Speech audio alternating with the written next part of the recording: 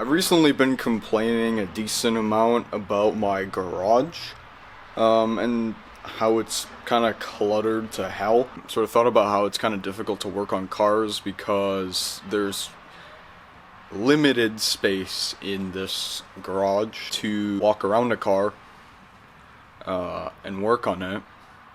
So what I've done is, for the second time now, I have cleaned up this garage and well, I can finally fit 2 cars in here. Look at that.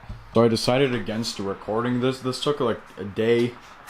I decided against recording it because if you'll recall, if you were here last year, we did actually clean up this garage and I made a video out of it. It didn't get very many views, which is understandable. I figured since I already made a video on it, what's the point of redoing the video again and then posting it, and it doesn't get very many views anyway. It's not really cleaned up. There's junk here, all back there. You know, I don't really care about this stuff being off to the side. I could care less, but it's when it starts interfering with my work, and it's when I start losing things in there. I found a lot of tools in there, trust me. But it's when it interferes with my work that I get annoyed by it. But anyway, enough with that. What are we doing today? Well, I'm going to try to make the Corolla clean. I know what you're thinking. Hey, it's impossible. You modified a Corolla. That's rice already. And to an extent, you're right. When I say I'm going to try to make it clean, I mean that I'm going to remove the plasti dip on the mirrors, door handles, these things, whatever these are. Alright, let's do this.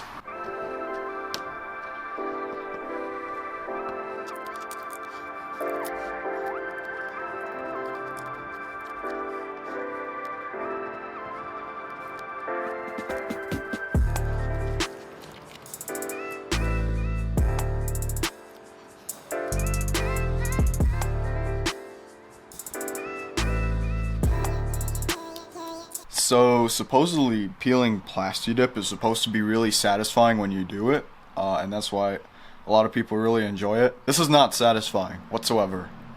I hate it. I absolutely hate it. I mean, really, you call this satisfying? This is not satisfying. This is probably going to be the most satisfying thing you'll see on this car.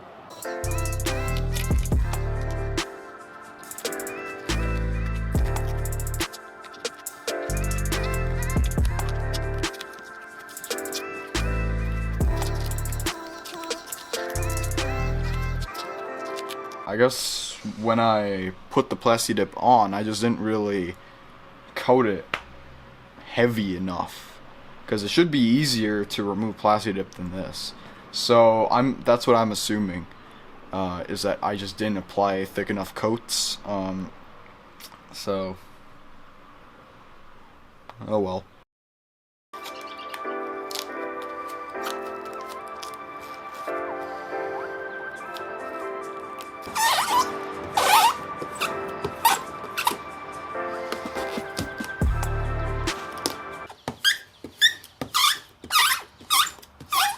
I've been using WD-40 to aid me in removing the plasti dip.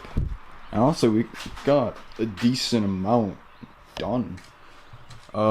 This side is getting close to having no plasti dip.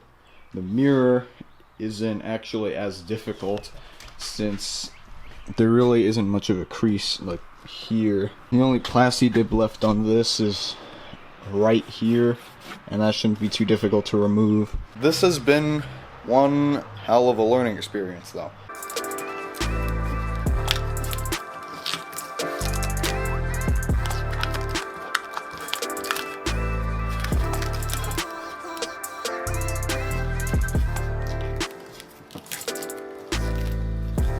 Hey everyone, Will from the future here.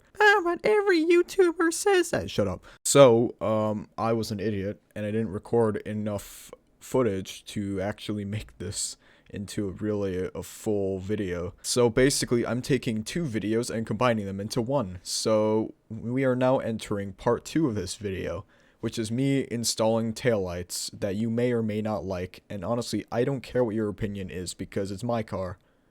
Yeah. Okay. Cool. What's up everyone, welcome back to video. So finally, after waiting about a month, I have gotten my taillights for the Corolla. So we're just gonna look at these. These are the Altus style taillights. So if you... It's windy as hell, so I might close this maybe halfway or so. So basically, stock has got a circle in it, and this has got a more rectangular look. It's a bit more edgy, kind of like me. I don't think this video needs much of an introduction. It's just sort of, hey, we're installing taillights. Let's go.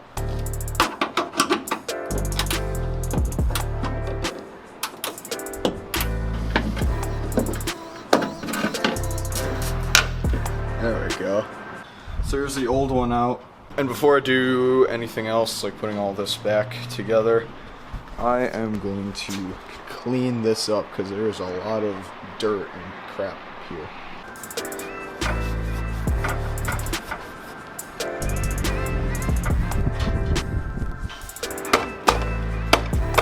Okay, we've run into the first issue.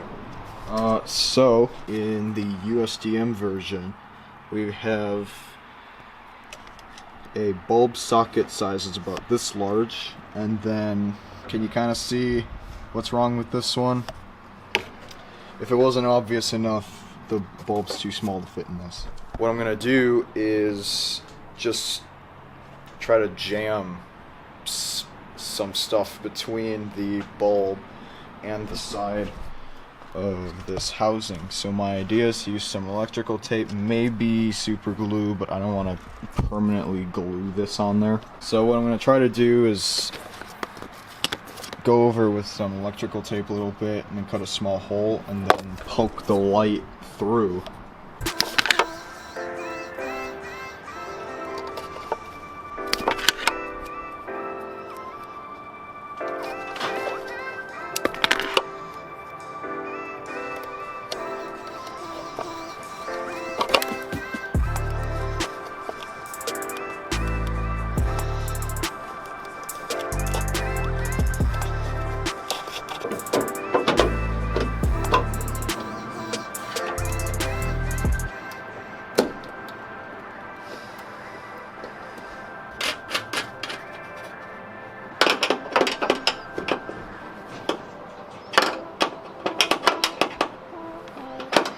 Ain't too bad.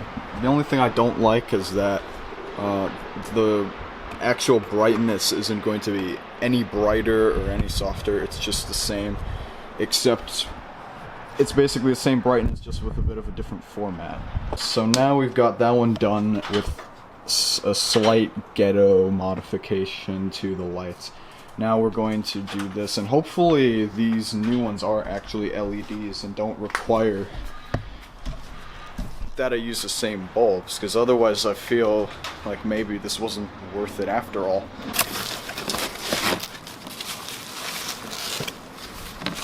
Unwrap it, and it uses the same... Oh no, it doesn't. These are LEDs. Alright, sick. It's only the turn signal that's not, which is okay because I can just get a different bulb anyway. I hope this connector actually fits somewhere.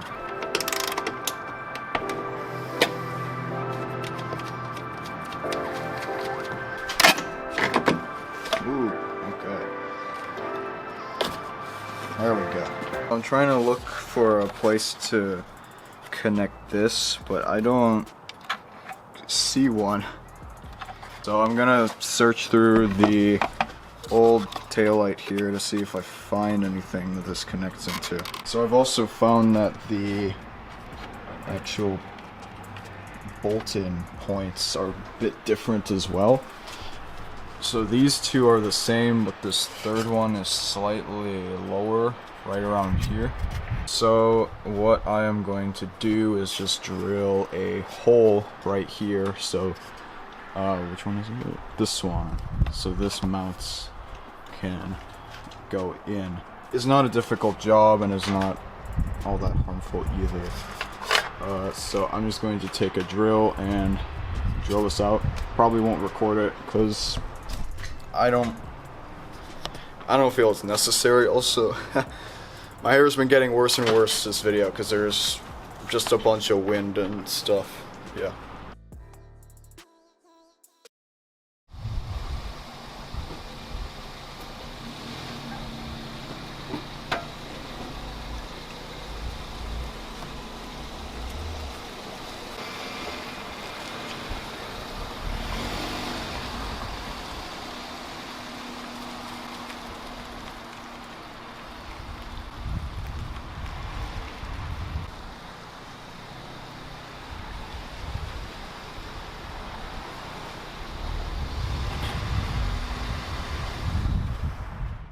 So there you have it. Wasn't that epic? What's that? It wasn't. Well, video's over anyway.